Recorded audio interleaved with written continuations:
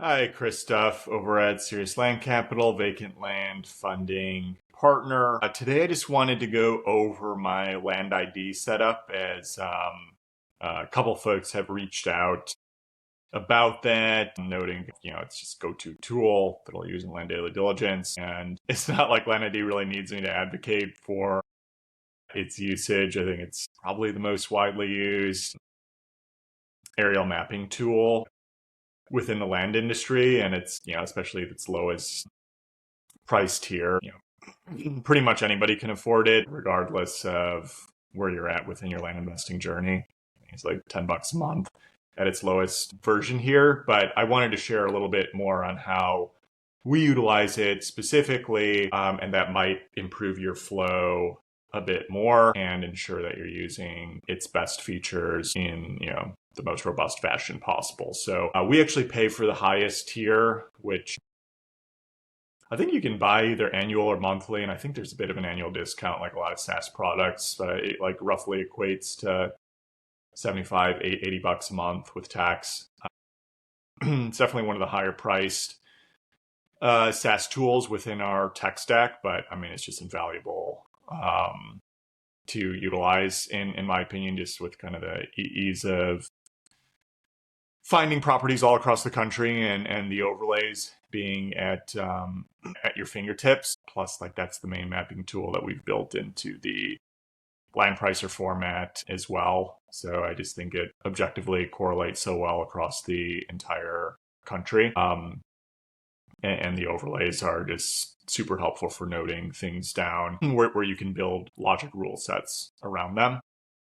So with that in mind, and why we pay for that highest tier is primarily so that we can save an unlimited number of maps. So I think the middle tier allows you to save like three separate maps, maybe a little bit more, but certainly not unlimited. And I think we used to do that. We were cheaping out on the deal, and you can stick with that tier, but it's certainly better than the free, because sometimes if you're just using not the free, but like the lowest, like the discover map feature, you can go across all states within the country, but and land ID may have fixed these issues over time, but routinely there were bugs and it would just freeze and kind of run into various errors if you're trying to go all across the country and find different parcels.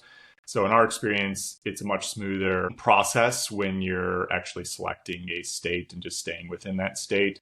So you run into less of those bugs. Again, this was several months ago, so it's possible that Lanity has fixed those issues. But on average, their state-by-state maps seem to be more robust from a back-end perspective anyway. And so, within that middle tier, we would just find a certain state, and then we wouldn't necessarily save them all the time because you were limited. Like, okay, just forget this. Let's get the highest tier here. It's worth paying for it. We use this all the time. We can shave off some additional So now I just create a saved map for each state in the country. So it's just easy for me to flit around as necessary. But really the key part of having those saved maps is that I can save my default overlays within each of those maps. So first, from the actual map selection, I forget what they call it directly, but it's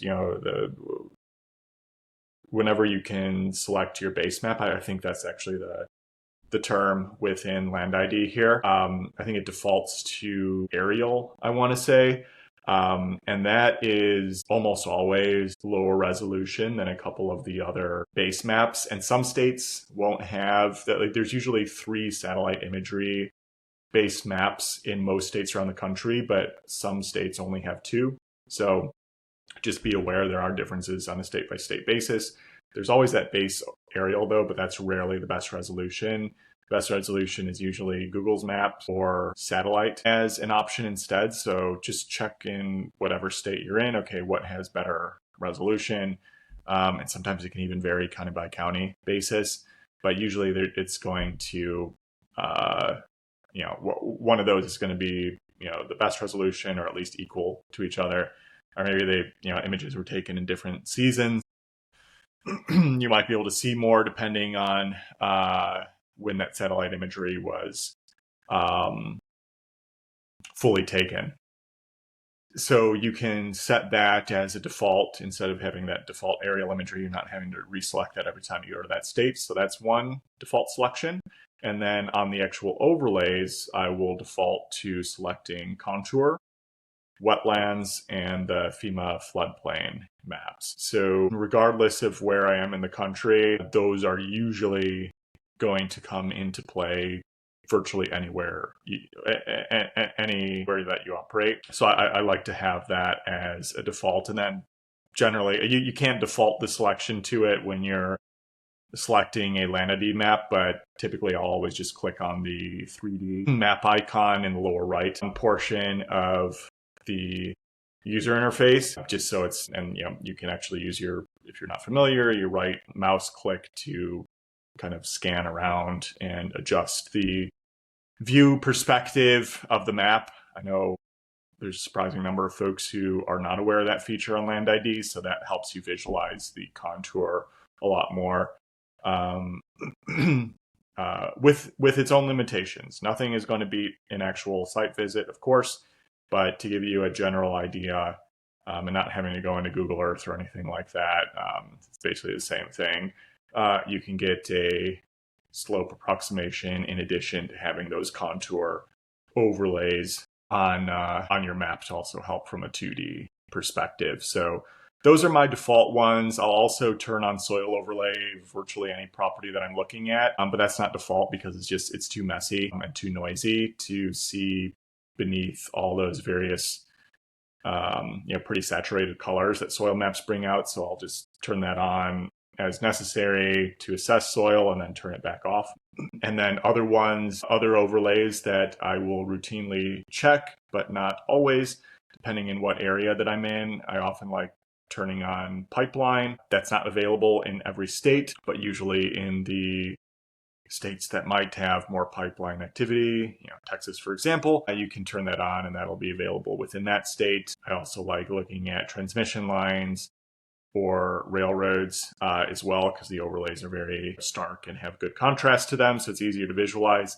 Transmission lines, you got to be careful because sometimes those overlays, they cover up pretty minor transmission lines that are not really that much of an issue from a visual perspective for any presumptive buyers. And then some of those like massive high lines that nobody really wants to live next to, you can even hear that buzzing when you pass by them. Those will be covered by the same type of overlay. So you still have to be careful to look out for visual characteristics, even with that in mind. So those are the other ones that I will turn on. Sometimes I'll turn on the well overlay. That's not reliably in every state either, but especially if I'm in a rural area, I want to see, okay, can I get a quick heads up on whether I think wells are going to be more common in the area versus possibly having public water access, community water access, depending where you're at. So that can be another helpful one. Plus you can get an indication of when wells were installed and some detailed info that way. Beyond that, there aren't other overlays that I will routinely check as much. I mean, occasionally the land use perspective I'll look at. Actually, from a base map perspective, I'll check out the street one, especially in an area where there might be a lot more tree cover.